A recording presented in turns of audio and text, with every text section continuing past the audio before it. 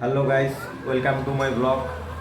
আজ চলে এসেছি কেশারিতে একটি বড় টিকিট কাউন্টারে। ঠিক আছে, আজ এখানে একটা প্রাইজ মানি হয়েছে প্রায় 1 লক্ষ টাকা। 1 লক্ষ টাকার একটা প্রাইজ মানি হয়েছে। এবার কটার টিকিটে কি বৃত্তান্ত ওটা একটু কাউন্টারের যে ম্যানেজার আছে ম্যানেজারের সাথে একটু কথা বলবো, তোমরা সাথে থাকো। ঠিক আছে, এবার কী ব্যাপারটা আমি একটু ম্যানেজারকে জিজ্ঞাসা করছি। ম্যানেজার বাবু, ম্যানেজার বাবু কি ব্যস্ত আছেন মনে হচ্ছে একটু? না না, একটু ছেলের টিকিট কাটছি। আচ্ছা ম্যানেজারবাবু, শুনছিলাম আপনার কাউন্টারে একটা 1 লক্ষ টাকার প্রাইজ মানি হয়েছে। হ্যাঁ হ্যাঁ, ওটা আজকে 3 তারিখ। তো আজকে মর্নিংয়ে একটা 1 লাখ টাকা হয়েছে, তো 10,000 টাকার ঘর। আচ্ছা, ওটা একটু টিকিটটা কি দেখানো যেতে পারে? এটা সেলারের কাছে হ্যাঁ দেখানো যেতে পারে। নাম্বারটা বলে দিই। আচ্ছা, 10 সেমে হয়েছে। এই নাম্বারটাই হয়েছে তো? হ্যাঁ। আচ্ছা আচ্ছা, ঠিক আছে। দিয়ে তো গাইস, তোমরা দেখতে পাচ্ছ এখানটায় আজকে মর্নিংয়ে হয়েছে 1 লাখ টাকার ঘর প্রাইজ মানি হয়েছে একটা। আর কিছুদিন আগে এরকম একটা বড় অ্যামাউন্ট রিটার্নও গেছে, ওটা সেল হয়নি, ওটা রিটার্ন চলে গেছে ব্যাক। এবার তোমরা যারা টিকিট কাটো বা যারা মানে কি বলবো, মাঝে মধ্যে লাক ট্রাই করা উচিত অবশ্যই সবেরই, আমি বলবো।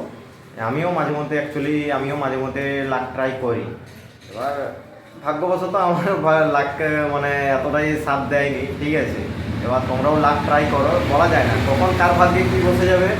ঠিক আছে, এবার ব্যাপারটা হচ্ছে কেউ যদি চাও যে হোলসেল মানে ব্যবসা করবে, ঠিক আছে, এসে এখানে এসে ভিজিট করতে পারো।